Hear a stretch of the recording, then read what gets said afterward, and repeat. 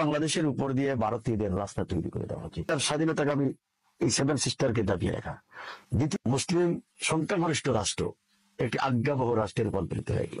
আমার বাড়ির উপর দিয়ে আপনাকে রাস্তা দিব, একটি নতজানু পররাষ্ট্র নীতি হতে পারে বা ট্রিটি হতে পারে, চুক্তি হতে পারে। 2024 সালে শেখ হাসিনা সরকারের পতনের পর কুখ্যাত আয়নাগর থেকে মুক্ত হন অসংখ্য গুমের শিকার মানুষ, কিন্তু এখনো পর্যন্ত খোঁজ মিলেনি ইলিয়াস আলীর। তিনি জীবিত আছেন নাকি তাকে হত্যা করা হয়েছে এখনো পর্যন্ত নিশ্চিত না। আজকের ভিডিওতে আমরা জানবো ইলিয়াস আলীর গুমের কারণগুলো আসলে কি ছিল। সিলেটের বিশ্বনাথ উপজেলার কৃতি সন্তান এম ইলিয়াস আলী বিএনপির ছাত্র সংগঠন জাতীয়তাবাদী ছাত্র দলের রাজনীতিতে যোগ দেন 1980 সালে। ঢাকা বিশ্ববিদ্যালয়ের সাবেক এই ছাত্র নেতা গুম হওয়ার আগ পর্যন্ত বিএনপির সাংগঠনিক সম্পাদক পদে ছিলেন। গণমানুষের এই নেতা ভারতীয় আগ্রাসনের বিরোধী ছিলেন সব সময়। ভারত বাংলাদেশ ট্রানজিট চুক্তির বিরোধী ছিলেন তিনি।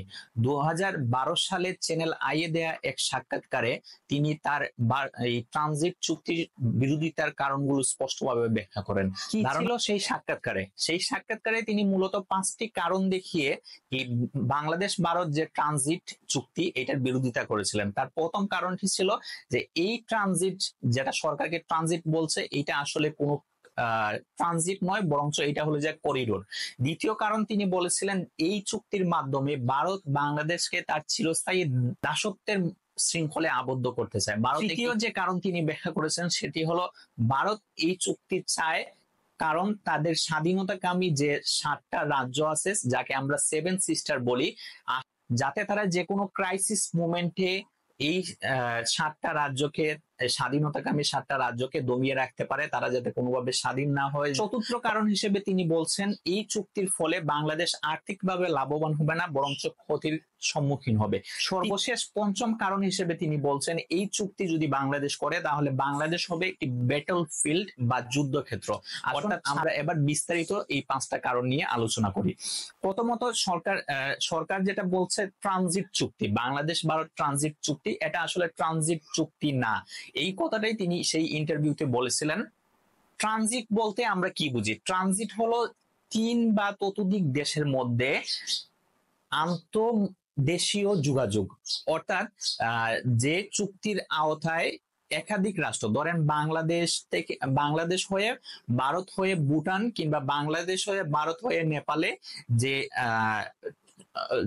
চুক্তিটা হবে, রোড ট্রান্সপোর্ট কিংবা আকাশ ট্রান্সপোর্ট কিংবা রেল ট্রান্সপোর্ট, নৌ ট্রান্সপোর্ট, যে কোনো কিছু হতে পারে, এইটাকে বলছে ট্রানজিট।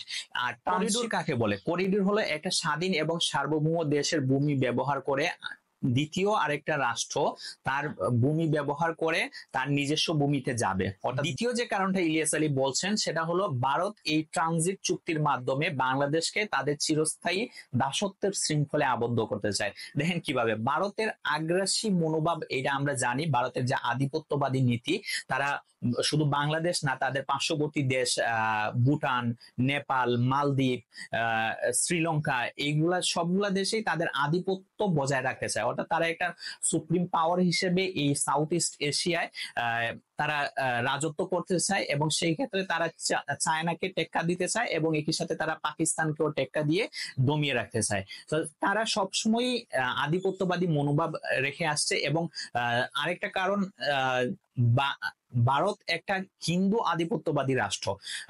সাংবিধানিকভাবে যদিও তারা সেকুলার রাষ্ট্র, কিন্তু ভারতের বর্তমান যে সরকার বিজেপি কিংবা তার আগের সরকারও যারা ছিল তারা আধিপত্যবাদী ছিল এবং সবসময় হিন্দু আধিপত্যবাদ বজায় ছিল। সেই হিন্দু আধিপত্যবাদী রাষ্ট্রেও কখনো চায় না যে তার পেটের ভিতরে বাংলাদেশ নামক একটা মুসলিম সংখ্যাগরিষ্ঠ রাষ্ট্র থাকুক, যেটা ভবিষ্যতে তার নিরাপত্তার জন্য হুমকি হইতে পারে। এবং এই ট্রানজিট সুবিধা আদায় করার মাধ্যমে তারা বাংলাদেশকে তাদের চিরস্থায়ী দাসত্বের শৃঙ্খলে আবদ্ধ করতে চায়। তৃতীয় যে কারণ ইলিয়াস আলী বলছেন সেটা হলো যে এই চুক্তির মাধ্যমে ভারত তার সেভেন সিস্টার স্বাধীনতাকামী যে 7টা অঙ্গরাজ্য, ত্রিপুরা, মেঘালয়, আসাম, মিজোরাম, নাগাল্যান্ড, মণিপুর, অরুণাচল এদেরকে দমিয়ে রাখতে চায়, এরা যাতে কখনো স্বাধীন হইতে না পারে। দেশভাগের সময় থেকে অর্থাৎ 1947 থেকে ভারতের এই 7টা রাজ্য তারা সব সময় স্বাধীন, নিজেদের আলাদা স্বাধীন রাষ্ট্র হিসেবে থাকার জন্য তারা আন্দোলন সংগ্রাম করে যাচ্ছে। এবং এই তাদের এই আন্দোলন সংগ্রামকে দমিয়ে রাখার জন্য ভারত মূলত এই বাংলাদেশের মধ্য দিয়ে এই ট্রানজিট করিডোর সুবিধাটা চায়, যেটাকে তারা ট্রানজিট বলছে। যাই হোক, তাদের এই 7টি রাজ্যের সাথে যোগাযোগ করার জন্য একমাত্র ওয়ে হলো চিকেন নেক, অর্থাৎ বাংলাদেশের পঞ্চগড় জেলার উপর দিয়ে এই জায়গায় 21 কিলোমিটারের বা 22 কিলোমিটারের একটা রাস্তা আছে, ছোট্ট একটা করিডোর আছে, এইটাকে বলতেছে চিকেন নেক। দেখতে অনেকটা মুরগির গলার মতো লাগে, এই জন্য এটাকে বলতেছে চিকেন নেক। এই চিকেন নেক দিয়ে তাদেরকে যোগাযোগ করতে হয়। দেখা যায় ভারতের রাজধানী নয়াদিল্লি থেকে যদি তারা নাগাল্যান্ড কিংবা মণিপুর কিংবা ত্রিপুরায় আসতে চায়, তাহলে মোটামুটি 3 দিন অর্থাৎ প্রায় 48 ঘন্টা সময়ের বেশিও লাগে। সেক্ষেত্রে তারা যদি বাংলাদেশের মধ্য দিয়ে এই করিডোর সুবিধাটা পায়, তাহলে তারা 8 থেকে 10 ঘন্টার মধ্যেই কলকাতা কিংবা দিল্লি থেকে তারা তাদের সেই হেল্পটা পৌঁছায় দিতে পারে। অর্থাৎ যদি এই স্বাধীনতাকামী 7টা রাজ্যের কোনো একটা ভবিষ্যতের কোনো সময় তারা যদি স্বাধীন হইতে চায়, তারা যদি গৃহযুদ্ধে লিপ্ত হয় কিংবা বিচ্ছিন্নতাবাদী আন্দোলনে লিপ্ত হয়, তাহলে তাদেরকে দমন পীড়ন করার জন্য বাংলাদেশের এই ভূমিটা তাদের হলো যে দরকার। চতুর্থ যে কারণ ইলিয়াস আলী বলছেন সেটা হলো এই চুক্তিটা একটা অসম চুক্তি।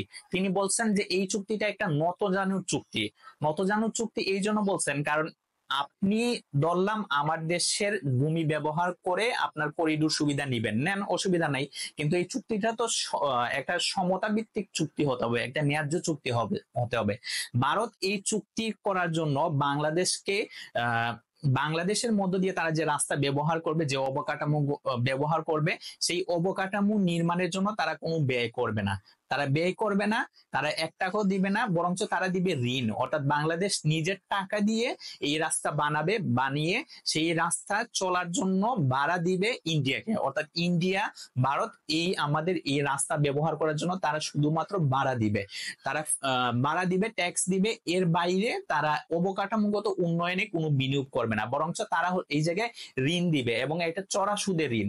এবং এই ঋণের মধ্যে আবার শর্ত দেয়া আছে যে তুমি আমার কাছ থেকে এই রাস্তা বানানোর জন্য, এই করিডোরের জন্য যে অর্থ সহায়তা লাগবে সেটা আমার কাছ থেকে ঋণ নিতে হবে, এবং যে অবকাঠামোগত উন্নয়ন এই রাস্তার মধ্যে হবে, এই রাস্তায় যত ব্রিজ কালভার্ট হবে সেইগুলা তুমি আমার দেশের কোম্পানিকে কন্ট্রাক্ট দিতে হবে, ঠিকাদারি প্রতিষ্ঠান আমার দেশে হতে হবে, এবং অর্থাৎ ভারতের থেকে রড, বালি, পাথর, সিমেন্ট থেকে যা যা দরকার এভরিথিং 80%, মোর দেন 80% তাদের কাছ থেকে কিনতে হবে। এই ক্ষেত্রে দেখা যায় যে বাংলাদেশ যে সুবিধাটা পাওয়ার কথা, অর্থাৎ একটা আমার দেশের স্বাধীন দেশের মধ্য দিয়ে তোমাকে করিডোর দিচ্ছি, তোমাকে ট্রানজিট দিচ্ছি, বিনিময়ে আমার যে আর্থিক সুবিধা পাওয়ার কথা, সেই আর্থিক সুবিধা বাংলাদেশ পাবে না। পঞ্চম এবং সবচাইতে গুরুত্বপূর্ণ যে কারণ তিনি বলছেন ইলিয়াস আলী, যে এই ট্রানজিট সুবিধা বা এই করিডোর সুবিধা যদি বাংলাদেশ ভারতকে দেয়, তাইলে বাংলাদেশ পরিণত হবে দক্ষিণ এশিয়ার ব্যাটল ফিল্ডে। কারণ এই 7টা অঙ্গরাজ্য তারা আজ হোক কাল হোক স্বাধীনতার জন্য তারা যখন আন্দোলনে যাবে, তাদেরকে যখন দমন পীড়ন করার জন্য বাংলাদেশের উপর দিয়ে অস্ত্র কিংবা গোলা বারুদ কিংবা সাপোর্ট ইন্ডিয়া সেই জায়গায় দিতে চাবে, তখন স্বভাবতই সেই 7টা স্বাধীনকামী রাষ্ট্র কিংবা 7টা যে কোনো একটা স্বাধীনকামী রাষ্ট্র তারা চাবে যে এই অস্ত্রের যে যোগানটা, এই যে বাড়তি যে সাপোর্টের যোগানটা, এইটার রাস্তাটা বন্ধ করতে, এবং এই রাস্তা বন্ধ করার জন্য তারা বাংলাদেশের উপর আক্রমণ করবে, এবং ফলশ্রুতিতে বাংলাদেশ পরিণত হবে দক্ষিণ এশিয়ার ব্যাটল ফিল্ডে। ইলিয়াস আলী গুম হওয়ার অন্যতম কারণ ভারতের ট্রানজিট সুবিধার বিরোধিতা করা। এছাড়াও অন্যতম একটা কারণ 1999 সালে প্রস্তাবিত টিপাইমুখ বাঁধ, যেটা 2009 সালে ভারত এটা নির্মাণ করে, এবং এই টিপাইমুখ বাঁধের প্রস্তাবনার শুরু থেকেই তিনি এই প্রস্তাবের বিরোধী ছিলেন। অর্থাৎ তিনি বলছেন যে এই বাঁধ যদি দেয়া হয়, এই ব্যারেজ যদি দেয়া হয়, তাইলে বাংলাদেশের সিলেট জেলা এবং তার পার্শ্ববর্তী যে ময়মনসিংহ, কিশোরগঞ্জ বিস্তীর্ণ হাওর অঞ্চল আছে, এইগুলা মরুভূমিতে পরিণত হবে আগামী 50 বছরের মধ্যে। অর্থাৎ টিপাইমুখ এই বাঁধের টিপাইমুখের যে বাঁধটা দেয়া হয়েছে, এটা বাংলাদেশের সুরমা এবং কুশিয়ারা নদীর উজানে বরাক নদীতে দেয়া হয়েছে এবং বরাক নদীতে এই বাঁধ দেওয়ার ফলে সুরমা এবং কুশিয়ারা নদীর পানি প্রবাহটা বিঘ্নিত হবে এবং এই অঞ্চলে কৃষি, যোগাযোগ, খাদ্যাভ্যাস এবং অর্থনীতিতে এটার গুরুত্বপূর্ণ প্রভাব পড়বে, যা ক্ষতিকর দিকেই যাবে এবং 2050 সাল নাগাদ বাংলাদেশ এর এই অঞ্চলটা, অর্থাৎ বিস্তীর্ণ যে হাওর অঞ্চলটা, সেটা মরুভূমিতে পরিণত হবে। তাই তিনি এর শুরু থেকে বিরোধী ছিলেন। সারা দেশব্যাপী গণসংযোগ এবং সিলেটের উদ্দেশ্যে ঢাকা থেকে লং মার্চ এবং পুরা দেশের সব জায়গা থেকে বিএনপি এবং সাধারণ মানুষকে একত্রিত করে তিনি জনমত গঠন করে এই টিপাইমুখ বাঁধের বিরোধিতা করেছেন এবং এই বিরোধিতা করার কারণেও তাকে গুম করা হইতে পারে। সর্বোপরি তিনি ভারতীয় আধিপত্যের বিরোধী ছিলেন, ভারতীয় আগ্রাসনের বিরোধী ছিলেন। তিনি ভারতের বিরোধী ছিলেন তার মানে এই না যে ভারতকে তিনি কখনো সহ্যই করেন না। ভারতের যে আগ্রাসন আছে, ভারতীয় যে আধিপত্যবাদ আছে, এই আধিপত্যবাদের তিনি বিরোধী। ভারতের সাথে আমাদের পররাষ্ট্র নীতি হবে, অর্থাৎ যে কোনো দেশের সাথেই আমাদের পররাষ্ট্র নীতি হবে বন্ধুত্বের ভিত্তিতে। কোন শত্রু, আমরা কারোর সাথে শত্রুতা করব না, সবার সাথে আমরা বন্ধুত্ব করব, কিন্তু সেই বন্ধুত্বটা হতে হবে ন্যায্যতার ভিত্তিতে, সুষম বন্টনের মাধ্যমে। কোনো জোর জবরদস্তি এর মধ্যে থাকবে না, কোনো পেশি শক্তি এর মধ্যে থাকবে না, দাসত্ব কিংবা প্রভুর শৃঙ্খল থাকবে না। এই জায়গায় বন্ধুত্বের মাধ্যমে হবে। তো আজকের এই এপিসোডে আমরা চেষ্টা করলাম ইলিয়াস আলী গুম হওয়ার কারণ ব্যাখ্যা করতে। আমরা এখনো জানি না ইলিয়াস আলী জীবিত আছেন নাকি মারা গেছেন। ব্যক্তিগতভাবে আমি ইলিয়াস আলীকে নিয়ে এই ভিডিও করার কারণ হলো, ইলিয়াস আলী আমাদের এলাকার, আমাদের জনপ্রতিনিধি ছিলেন। আমাদের শুভকামনা সব সময় থাকবে। আমরা চাই ইলিয়াস আলী ফিরে আসুন, সুস্থভাবে আসুন। এখন আমরা আশা রাখি যে ইলিয়াস আলী ফিরে আসবেন। আপনাদের সবাইকে অসংখ্য ধন্যবাদ আমাদের ভিডিওটা শোনার জন্য। যদি আপনার এই ধরনের আলোচনা আরো শুনতে চান তাহলে কমেন্ট করে জানাবেন এবং সাবস্ক্রাইব করে আমাদের পাশে থাকবেন। ইনশাআল্লাহ ভবিষ্যতে রাজনীতি, ইতিহাস এবং সামাজিক শিক্ষামূলক অনেক ভিডিও আপনারা এই চ্যানেল থেকে পাবেন। সবাইকে অসংখ্য ধন্যবাদ। আসসালামু আলাইকুম।